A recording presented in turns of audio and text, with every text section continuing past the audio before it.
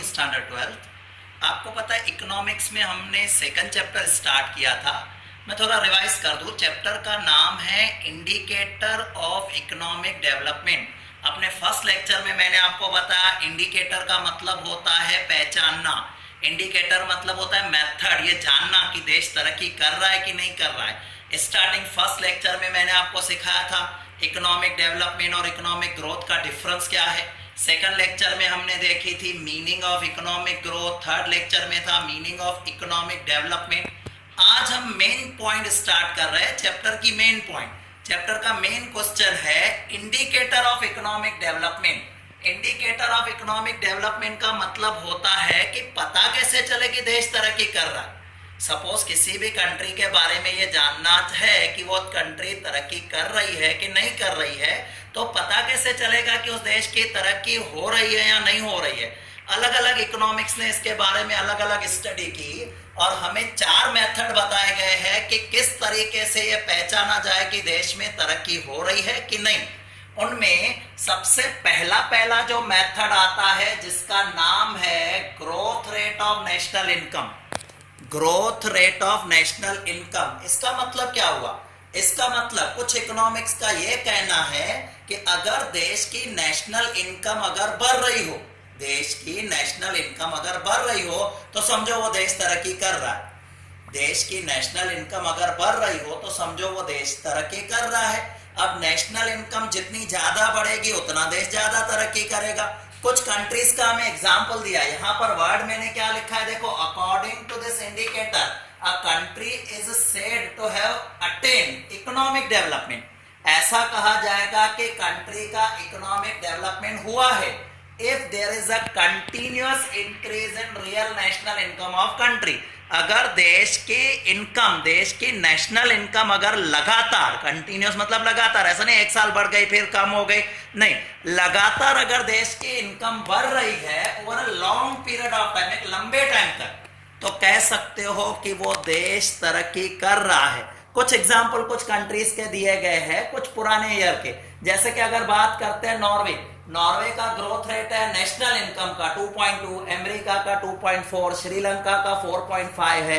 China की बात करें उनका ग्रोथ रेट है 7.3, इंडिया का 7.3, पाक का 4.7। इनकी नेशनल इनकम में हर साल इतना ग्रोथ है, हर साल इतना ग्रोथ है, तो ये देश देखो आज क्या कर रहे हैं, तरक्की कर रहे हैं। तो कुछ इकोनॉमिक्स का ये मानना है कि देश की नेशनल इनकम अगर बढ़ रही हो तो you can say that that country are progressing, वो कंट्री क्या कर रही है, डेवलप कर रही है।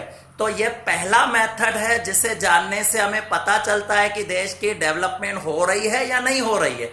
आते हैं, क्योंकि मैंने आपको बताया हर मेथड के कुछ एडवांटेजेस डिसएडवांटेजेस होते हैं, तो इस मेथड की भी कुछ लिमिटेशन है। हालांकि ठीक है, 2-3 लिमिटेशन ही आपके बुक में डिस्कस की गई है। तो मैं पहले पॉइंट पे आता हूं, limitation, difficulty in calculating true national income. देश की नेशनल इनकम को कैलकुलेट करना बहुत ही मुश्किल होता है। आपको याद होगा 11th स्टैंडर्ड में आपने चैप्टर सीखा था नेशनल इनकम। अब देश की नेशनल इनकम, उसमें भी खास करके इंडिया जैसा देश 135 करोड़ की जहां पॉपुलेशन हो, उस कंट्री में नेशनल इनकम को काउंट करना मुश्किल होता है। क्यों मुश्किल होता है? बहुत सारे प्रॉब्लम्स आते हैं। एक तो इलिटरेट लोग हैं, अकाउंट्स मेंटेन प्रॉपर नहीं किए जाते हैं और कैश ट्रांजैक्शन ज्यादा होते हैं, जिसके वजह से ब्लैक मनी और ये सारे ट्रांजैक्शन के वजह से एग्जैक्टली नेशनल इनकम क्या है उसके बारे में पता नहीं चलता है। तो नेशनल इनकम अगर बढ़ भी रही होगी तो भी हमें एग्जैक्ट आइडिया नहीं आएगी कि नेशनल इनकम कितनी बढ़ रही है। नो डाउट, भले गवर्नमेंट रिकॉर्ड्स होते हैं बट वो भी कितनी बार क्या होते हैं, प्रॉपर नहीं होते। तो पहली डिफिकल्टी क्या दिखाई गई है, difficulty in calculation true national income. Second number जो डाउट दिखाया गया, सेकंड नंबर लिमिटेशन है वो पॉपुलेशन की। ऐसा कहा गया है कि नो डाउट नेशनल इनकम बढ़ने से देश की तरक्की होती है, बट अगर सोचो नेशनल इनकम के कंपैरिजन में पॉपुलेशन उससे भी ज्यादा बढ़ जाए। फॉर एग्जांपल, किसी देश की नेशनल इनकम बढ़ रही हो 4% पर एनम, बट सामने उस देश की पॉपुलेशन बढ़ रही हो 5% पर एनम। अब नेशनल इनकम बढ़ रही है 4%, पॉपुलेशन बढ़ रही है 5%, तो ये देश तरक्की नहीं कर रहा है, उल्टा पीछे जा रहा है। पॉपुलेशन का बढ़ना बहुत ही एक तरह से कह सकते हो प्रॉब्लम वाली बात होती है। 5 लोग बढ़ रहे हैं और चीजें बढ़ रही है 4 रुपए की, तो ये देश के लिए प्रॉब्लम हो गया।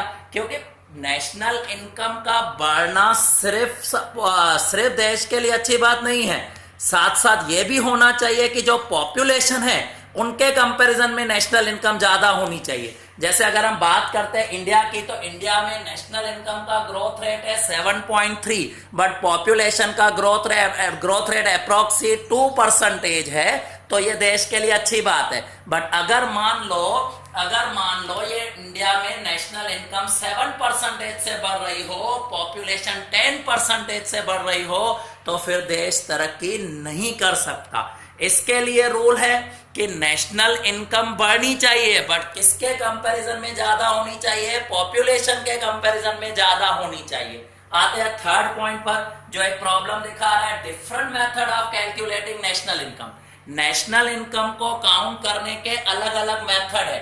जैसे एग्जांपल आपने 11th में सीखा था, एक होता था प्रोडक्ट मेथड में, इसके बाद सेकंड आता था इनकम मेथड, एक्सपेंडिचर मेथड, अलग अलग 3 मेथड है। और तीनों मेथड से कैलकुलेशन करने से कितनी बार अलग अलग आंसर आते हैं। तो कौन सी कंट्री किस मेथड से नेशनल इनकम काउंट कर रही है, ये कितनी बार क्या हो जाता है, मुश्किल हो जाता है। इसी रीजन के वजह से सबकी नेशनल इनकम अलग अलग आ सकती है। तो ये एक प्रॉब्लम क्रिएट करने वाली पॉइंट है कि अलग अलग मेथड होने से नेशनल इनकम अलग अलग आती है। तो ये मेथड जो इकोनॉमिक्स ने सजेस्ट किया हुआ है, कुछ पॉइंट्स के वजह से लोगों ने उसे स्वीकार नहीं किया।